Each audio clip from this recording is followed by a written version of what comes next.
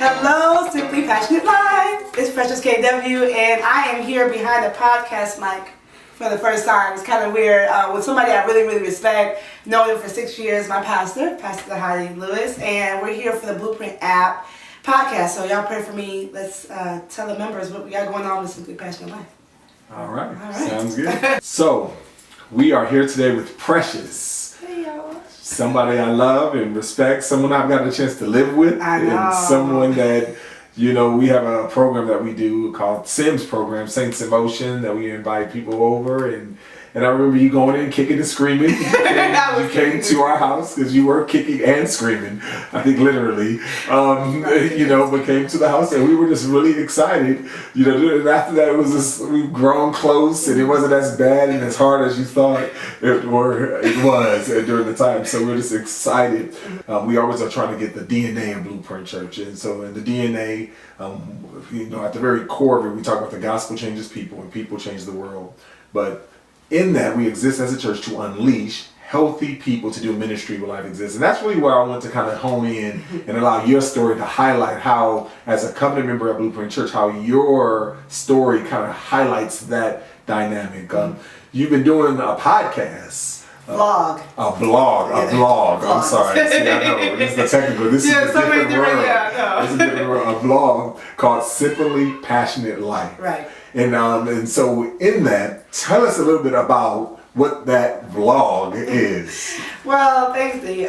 Simply Passionate Life is basically just a depiction of my heart to live passionately, to have energy in every moment of life, whether it's from doing the laundry, to changing your oil, to going grocery shopping, realizing that every moment is a message. You just have to pay attention. And so I had that feeling that I needed to help people. I wanted to help people. I work from home. I do a lot with the church, but I felt like, who am I out there? Who's supposed to get this message? And my friend said, start a YouTube channel. I was like, okay. And all of a sudden, it just kind of took off from there. I want to be a motivational speaker, so I wanted people to watch me as I live simply and passionately, how I took opportunities to love and be loved. And so that's what started. Simply Passionate Life is just a platform where I try to show people how to live passionately in simple ways. And my three main things is faith, family, and fitness. So just living holistically, living passionately, and enjoying the journey. Yeah. That's what I do. And you have a statement you talk about, we believe that every moment is a message. You just have to pay attention. How do you do that? How do you pay attention? It's funny because I just feel like we have so many times where we're looking, especially if you're an ambitious person, you're looking towards your next step in life, but then there's a lot of little things that are happening that you're not paying attention. You want to get that promotion, but you don't pay attention to the mailman, you don't pay attention to your secretary, all these people that you could be loving that are pouring into you and trying to love you, but you're just focused on that end goal.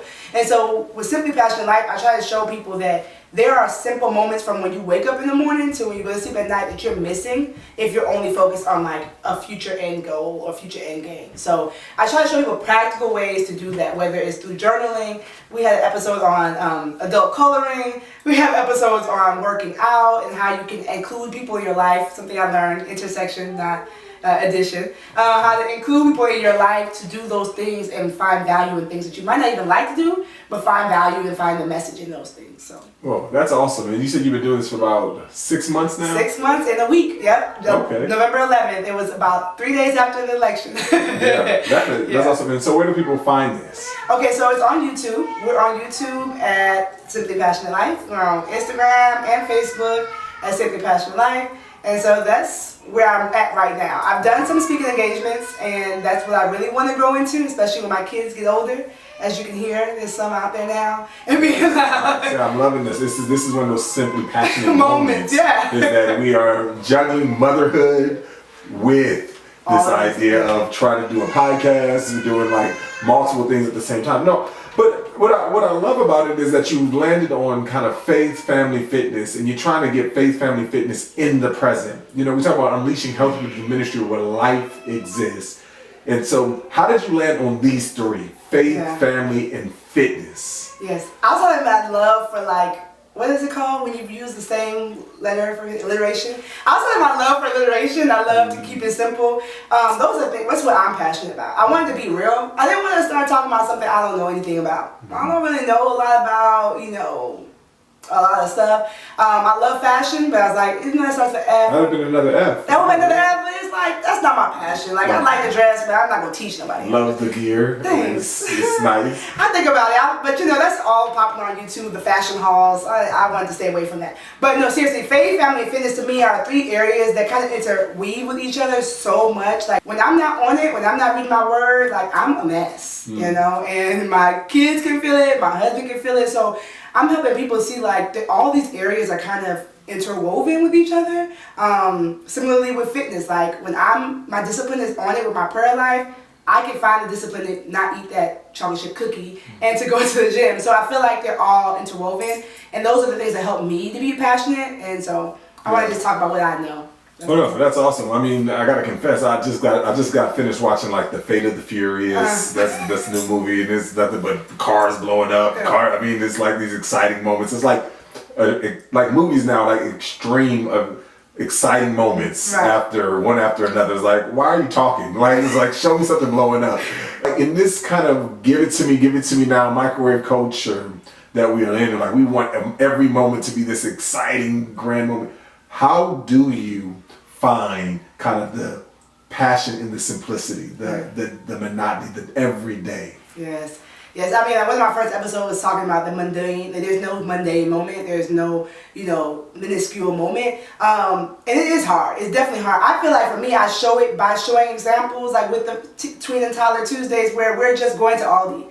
And we make that a thing, like, who's gonna put the coin in there? Like, Aria is excited, I'll put get the money back. Like, we try to find a little moment to say, what can I do to make this more fun? Sometimes we stay in our rut. We make mundane moments more mundane with our attitude, you know what I'm saying? So, trying to show that to people, because more people are living the regular life than are living this fancy Instagram, social media life. Right. So, if I can show that, like, hey, you can enjoy, it's okay to be where you are. It's okay to be a stay-at-home mom, or it's okay to be a mom who's a lawyer who works 90 hours a week and feel mom guilt. Like, okay, you feel mom guilt, but on the way to dropping your kid off at daycare, why don't y'all play y'all favorite song and dance in a car? Like, enjoy that moment, because they're going to remember that moment, Yeah.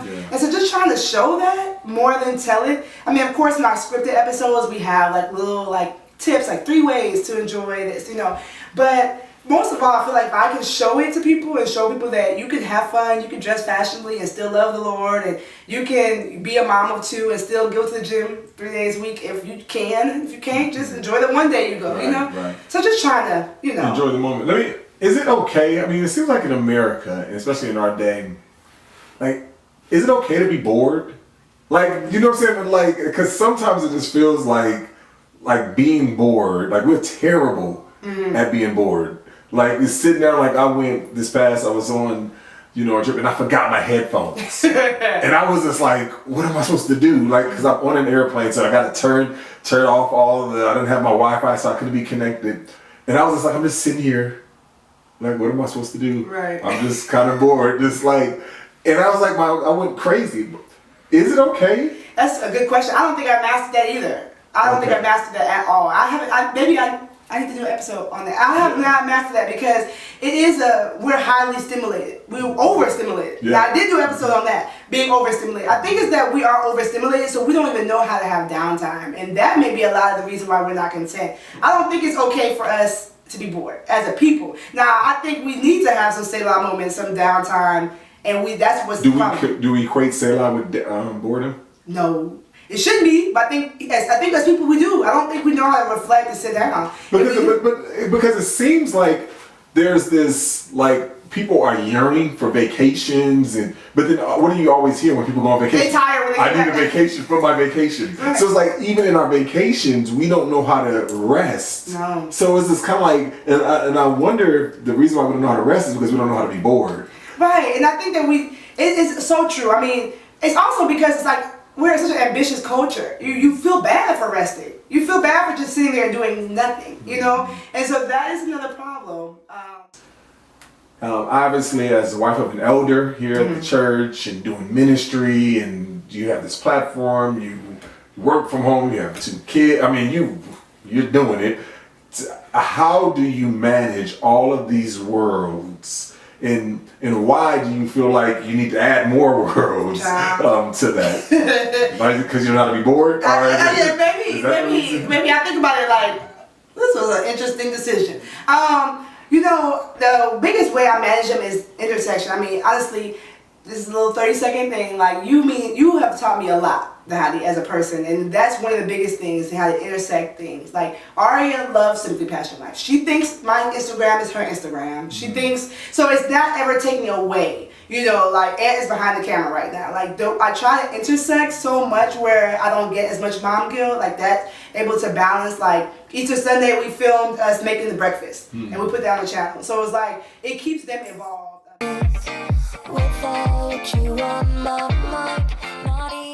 I think the first step is to take inventory of what you have already. You know, for me, you know, just already looking and see, what do I have that's beautiful?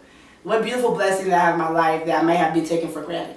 I think that's a big thing. A lot of discontentment comes from, what can I add? And what do you already have? That was my first thing. And then after you figure out what you have, what areas do you feel like you want to grow in? You feel like maybe you're not putting as much energy in that area, or area of your life that you know, like, I hate to clean up my house. So that's my area that I know that I need to, like, add some energy to. Now that I found that area, how can I make that more passionate? How can I make this a fun thing? You know, we have stickers for our chores in the house. We have raffles. We didn't try everything. We have raffles, and we have a game. Artie does Ninja Warrior through the house trying to clean up. Whatever we can do to make that a more passionate moment, let's do that. And so take inventory of what you have, what area is lacking energy, and how can I add more energy to it, and then constantly reevaluate.